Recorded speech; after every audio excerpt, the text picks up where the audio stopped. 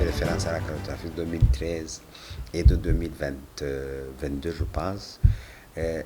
Cette cartographie indique qu'il y a un certain nombre d'éléments qui sont déficients, qui manquent et qui sont limités à la production agricole et probablement aussi à la vue à la santé du sol, mais on ne peut pas le voir. Quels sont-ils ces éléments?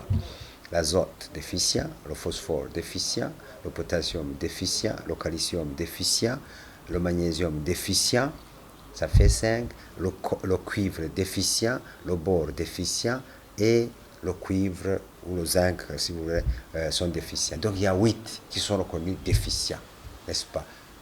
8 sur 16 de manière globale, mais je vous ai dit que le carbone, l'hydrogène, l'oxygène, de toute façon, ne sont pas problématiques. Donc 8 sur 13 éléments sont dans une situation de déficience et donc de problématique de production. Voilà la situation. Des questions de solutions, de toute façon, il y a des solutions, heureusement, n'est-ce pas? Et aujourd'hui, nous avons discuté sur les 3 derniers éléments, cuivre, bore et zinc, qui appartiennent à ce qu'on appelle des microéléments. Les microéléments, ça veut dire que la plante en a besoin, en petite quantité, mais la plante en a besoin.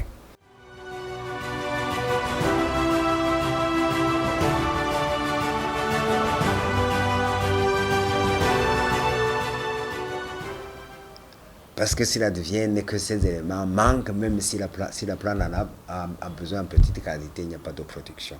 Pourquoi? Parce que ces éléments, en réalité, ils contrôlent, si vous voulez, la fin du cycle de la plante, de manière générale. La maturation et la production des grains, parce qu'ils jouent un rôle enzymatique. Le rôle enzymatique, activateur des réactions, n'est-ce pas? Donc ils sont fondamentaux, ces éléments, même ils sont en petite quantité. Et nous interprétons cette importance de ces éléments en petite quantité par une loi. Il y a une loi qui régule ça, qu'on appelle la loi du minimum, la loi des facteurs limitants, qu'on attribue à un chercheur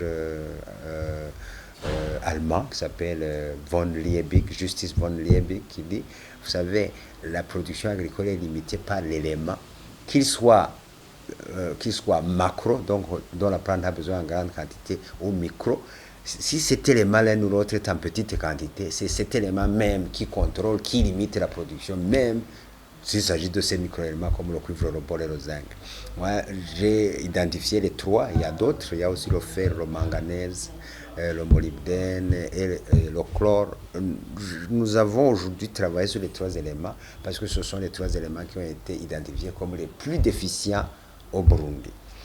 Et on se dit, si on résout le problème de l'azote, du phosphore, du potassium, du calcium et du magnésium avec les formules de fertilisation actuellement en diffusion, et si on pense que le soufre peut provenir de la matière organique, maintenant il faut réfléchir sur ces 3 éléments qui sont reconnus déficients ici au Burundi.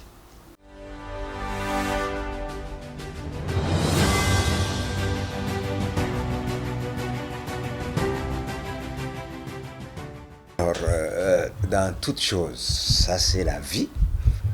Si vous n'en avez pas assez, vous êtes en difficulté. Si vous en prenez trop, vous êtes aussi en difficulté. Donc il y a des normes, il y a une norme de consommation, n'est-ce pas? Quand il y a trop ou trop peu, c'est un limite. Il faut une moyenne, il faut un optimum, n'est-ce pas?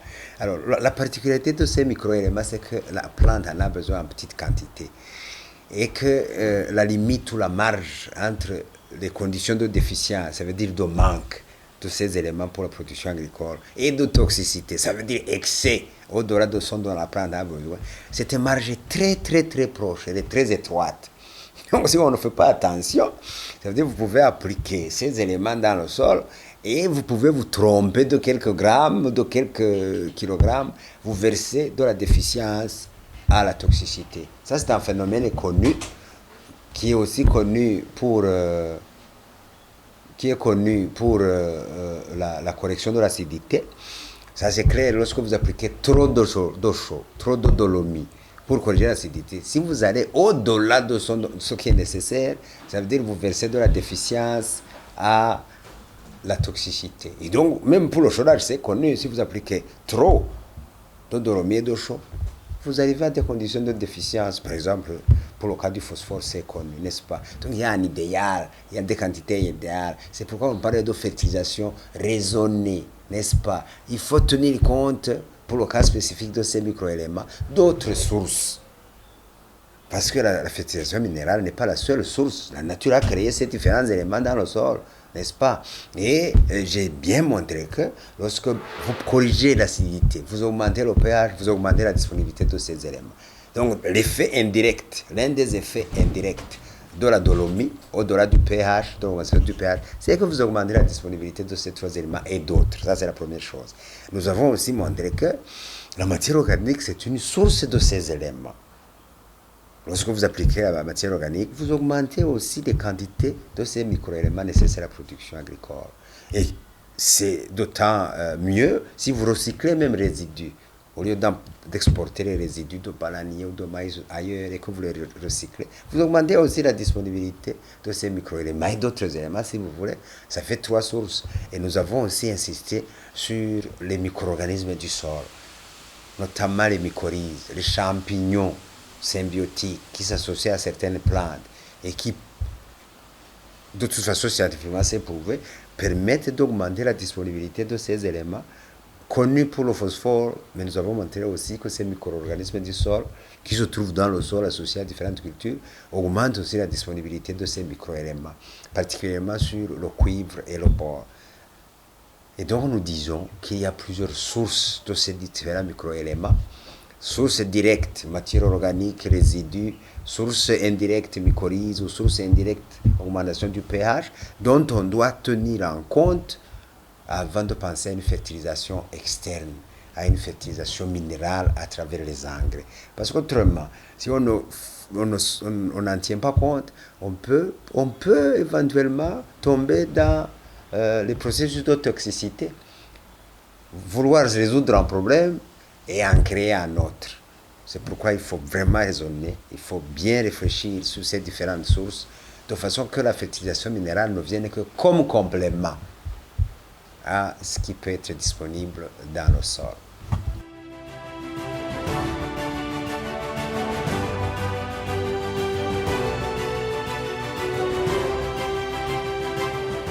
Voilà.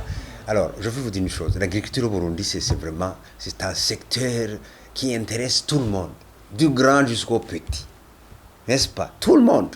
Et même des commerçants dedans. Donc, c'est un secteur générateur de revenus, de recettes, d'argent. Tout le monde s'y intéresse. Et vous entendrez qu'il y a des produits qui sont en diffusion en milieu rural. En tout cas, moi, j'en ai entendu. Des produits qui peuvent être éventuellement liquides, qui sont distribués à travers le territoire national et qui, selon les dires des utilisateurs, ont des effets. Ça, c'est une bonne chose, mais la meilleure des choses devrait avoir été que ces produits, avant d'être diffusés en milieu rural, soient évalués et validés. Et le gouvernement du Burundi est doté de structures d'évaluation et de validation, en particulier le Bureau burundais de normalisation, en particulier l'ISABU, en particulier le département de la fertilisation des sols pour ce qui est des engrais, liquides ou solides, ou alors un autre département chargé de la protection des végétaux. C'est ça la règle, c'est ça la norme dans le monde. Un produit ne devrait pas être diffusé en milieu rural chez les consommateurs sans avoir un aval technique des institutions de régulation. Si c'est le cas, c'est une bonne chose. Si ce n'est pas le cas, je pense qu'il est temps quand même de suivre des règles. Le secteur agricole devrait être réglementé comme tout autre secteur. Je vous donne l'exemple du secteur de la santé. Il ne reviendra jamais à une initiative quelconque de vendre des médicaments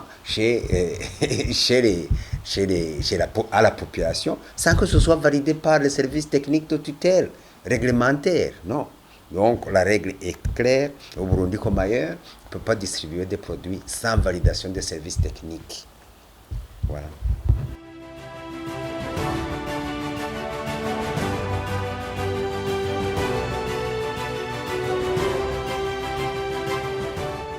Moi, je crois que on devrait féliciter les services de l'ISABU, les services de l'IFDC qui étaient en financier et l'appui de l'Université du Burundi pour ces cartes. Parce que c'est probablement la première fois qu'on a des cartes images de la situation de la fertilité sur le Burundi, n'est-ce pas? Et toute chose commence quelque part. Est-ce que ces cartes nous indiquent quelque chose? Oui.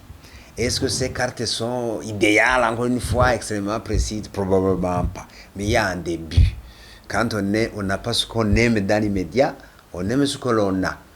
Et avec la technologie, l'intelligence artificielle et tout ça, je suis sûr que quelque part on pourra améliorer. On pourrait même penser à ce qu'on appelle l'agriculture de précision. L'agriculture de précision en Europe, ça veut dire sur votre lopin de terre, vous analysez votre sol et vous appliquez exactement les quantités qui manquent sur votre parcelle. Et si vous bougez sur une autre, vous appliquez autre chose et vous adaptez, n'est-ce pas? Ça, c'est une étape. C'est une étape de la recherche et de la technologie. Mais pour commencer, il faut commencer quelque part. Et en tout cas, le produit qui est disponible aujourd'hui, c'est un produit satisfaisant. Au niveau de l'académie, de toute façon, nous avons quelque chose sur base de quoi on parle. Et ça nous indique des choses qui pourraient être améliorées au niveau micro, petit, avec le temps, la technologie. Ben, je suis sûr qu'avec l'avancement de la science, on pourra y arriver.